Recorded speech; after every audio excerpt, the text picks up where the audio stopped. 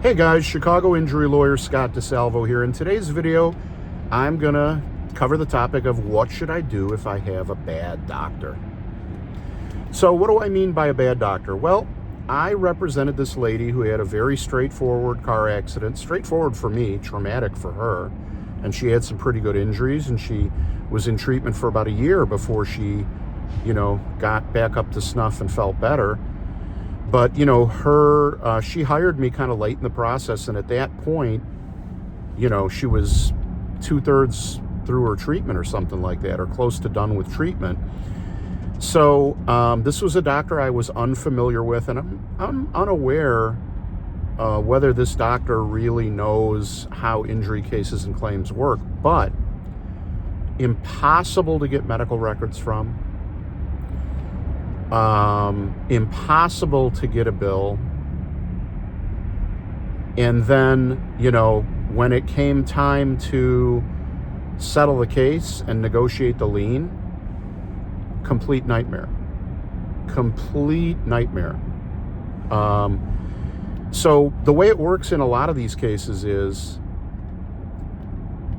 if a doctor treats you in an injury case on a lien, when they get paid out of the case, they write off the rest of the bill, right? And doctors are used to doing that because, for example, if you have, let's say you have, United Healthcare or Blue Cross Blue Shield health insurance, if they charge $1,000 for a medical service, they're usually only getting paid a couple $100, and they don't do what's called balance bill, right? And that means they write off whatever amount there is. But the truth is, the law in Illinois is the doctor is allowed in an injury case.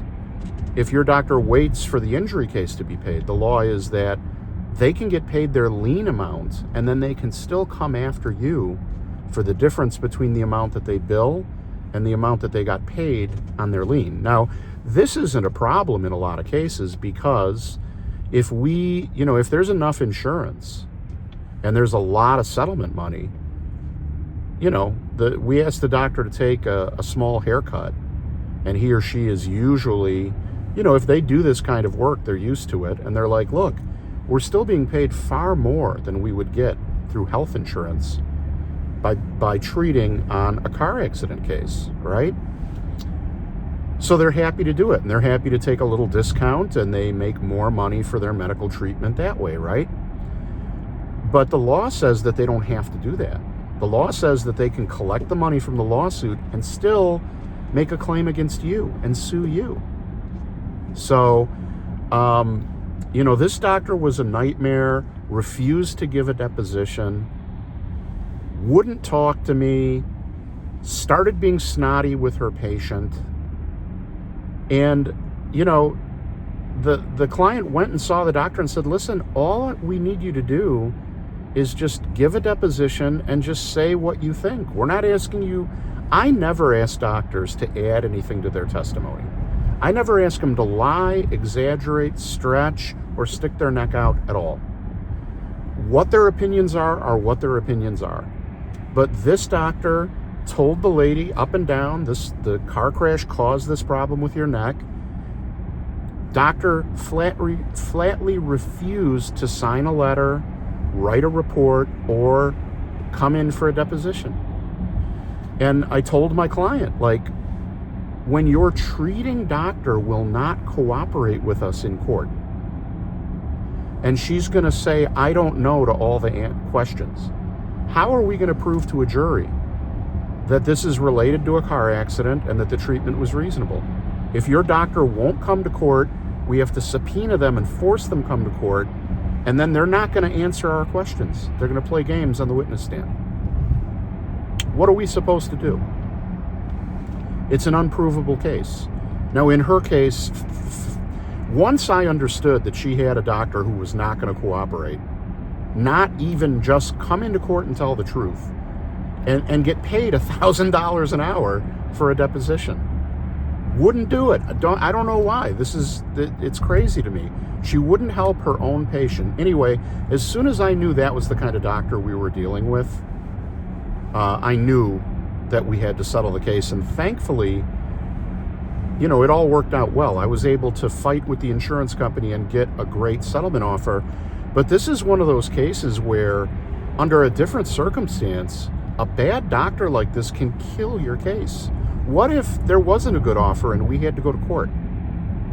Now the same doctor who took her money, who, you know, all these things, took her money, told her it was related, sweetness and light, will not go under oath and say the same thing. You know she's been involved in an accident, you agree to treat her, and you're not going to help her? And when I say help her, I don't mean make things up or lie. I mean just literally, we come to her office with a court reporter. She doesn't even have to come to court. We come to her office. With a court reporter. We take her deposition, and that gets read at trial. She doesn't even have to come to court. She won't do it for $1,000 an hour. Crazy. And then, of course, at the end of the case, she wants to screw her own client and get every penny of her bill paid. Just not a good experience, not a good doctor. So what can you do? What can you do to avoid a doctor messing up your injury case like that, right? Well, one thing is, if you're working with a lawyer who does a lot of injury work, we know which doctors, for the most part, we know which doctors are like that are difficult to deal with and all the rest of it, right?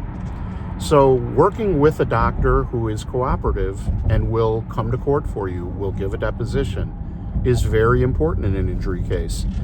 What if you don't have a lawyer yet? Well, do you have a lawyer who is agreeable and friendly, or do you have a doctor who is agreeable and friendly and seems like they are cool with the process and everything, or do you have one that is disagreeable and seems like they want to fight with you, they don't want to, help you, cooperate with you, they seem difficult, any of those things? You may be dealing with a doctor who is a problem, You may be dealing with a doctor who is a problem. So anyway, that is all I have to say on this topic right now.